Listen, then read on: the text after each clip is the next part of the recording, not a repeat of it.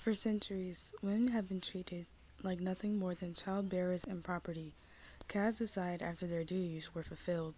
Years of mistreatment and abuse led to new and enlightened ideas that began to arise in women of the early 20th century. They grew tired of being silenced, oppressed, and treated like property. One woman in particular emerged from her previous life to fuel a women's rights movement that would revolutionize the role of women in our society for decades. Her name was Elizabeth Cady Stanton, a woman whose legacy would be known forever. Cady began her work as a suffrage activist in her early years. Elizabeth was daughter of a wealthy landowner, which gave her access to higher learning and faculties. She won many awards for her brilliance, joined the debate team, and was advanced in mathematics and languages. Cady did not record experiencing any restrictions or judgments because of her sex at this time. However, that changed when she could not go on to college, as none accepted female students. From there, she visited her activist cousin's house where she met her husband, Henry Stanton. Henry Stanton was an activist and member of the Secret Six. With him, Elizabeth attended the World Anti-Slavery Convention in 1840. Stanton experienced sexism when she was told women were not allowed to participate. Even state delegates that were women could not participate. They were sat in a separate area of the room, covered by curtains and segregated away from the male eye. It was with this convention that she began her work in women's suffrage and equal rights advocacy. In her life, Elizabeth Cady Stanton has been a part of many movements, rallies, conventions, and just about any form of advocacy you could participate in. This accumulation led to her popularity among young women, as well as others who were looking forward to reform. In 1848, Stanton organized the first women's rights convention in Seneca Falls. At this convention, she met again with Lucretia Mott and wrote the Declaration of Sentiments. This document was a play on the Declaration of Independence, as well as discussed grievances and demanded women's right to vote. At the convention, the discussion of women's rights was frontal. Cady's initial speech was about the historic gathering and the importance of women's rights. Lucretia Mott also gave a speech at the two-day convention. Its 300 participants were read a draft of the Declaration by Stanton, which they later were invited to sign. Elizabeth's sister Harriet had removed her signature because of her husband. In addition to this, controversy heavily struck the convention. The ninth resolution of the Declaration of Sentiments stated that women should have the right to elective enfranchisement. Women and men disagreed with this provision, causing debate over its being. It was only after abolitionist Frederick Douglass's strong opinion that it was used as a resolution. In 1851, Elizabeth Cady met Susan B. Anthony from a mutual activist friend. Anthony was 5 years younger than Stanton, and she had participated previously in various reform movements. Stanton quickly formed an important and strong friendship with Anthony and enlisted her in women's rights cause. It was only after a 5-year alliance when Cady formed the Women's New York Temperance Society with Susan B. Anthony and other suffragists. During this time, Stanton and Anthony formed a working relationship. Stanton's writing skills allowed her to write speeches for Anthony. Susan organized their documents and writings, as well as watched Stanton's children when she was writing. 1 year later, Elizabeth Cady Stanton and Susan B. Anthony, amongst other suffragists, they founded the Women's Loyal National League. This was founded to support and campaign for passing of the 13th Amendment.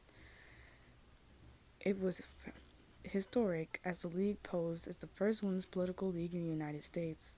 This formal women's association changed from suasion to political action and proved most effective when its efforts assisted the passage of the 13th Amendment. From here, the women's suffrage movement began to gain more recognition and participation.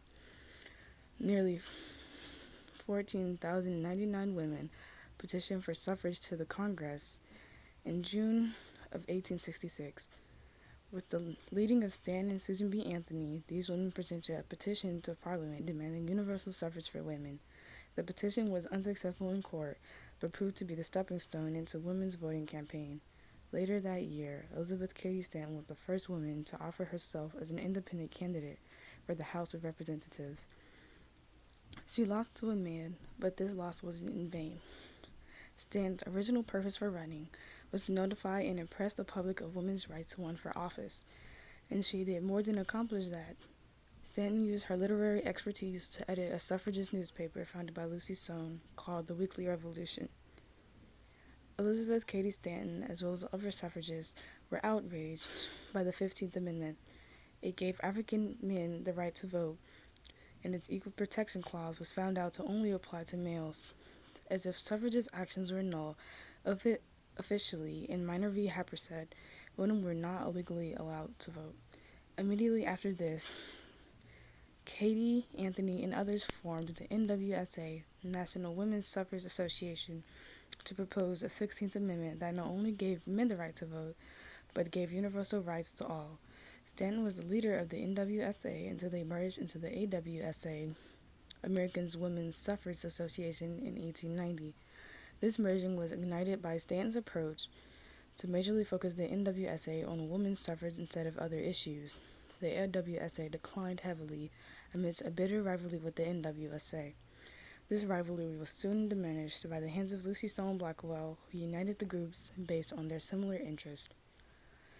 In addition to suffragist efforts, Senator Aaron A. Sargent advocated for a 16th Amendment that would allow women the right to vote. Many suffragists were overjoyed and believed that this would be their big break. But to their disinterest, the amendment was defeated in the Senate. Stanton did not have time to grieve. In 1888, she helped organize the first International Council of Women alongside Susan B. Anthony. This organization sought to work across national boundaries for the common goal of securing women's rights. 80 speakers from 9 countries conversed about the issue of inequality of women and celebrate the 40th anniversary of the Seneca Falls Convention. Additionally to her work in the NWSCA, ICW, and many other suffragist movements, Stanton published the Women's Bible. She argued that religion undermined a woman's rights and retarded their progress towards freedom. Because of this view, in 1896, the NWSCA disassociated from Stanton in fear of backlash. 3 years later, she published 80 Years and More, Reminiscences of Elizabeth Cady Stanton. The book depicted her life as a suffragist, abolitionist, leader, writer, and mother before her timely death in 1902. Elizabeth Cady Stanton has granddaughters that carry out her legacy of suffrage and equality in their daily lives. As another reminder of her progressive work, Cady influenced many women and organizations to reform the name of justice.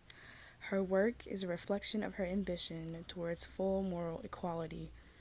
Elizabeth Cady Stanton paved the path for many great women, leadership, and reform, as well as a legacy that will never be forgotten.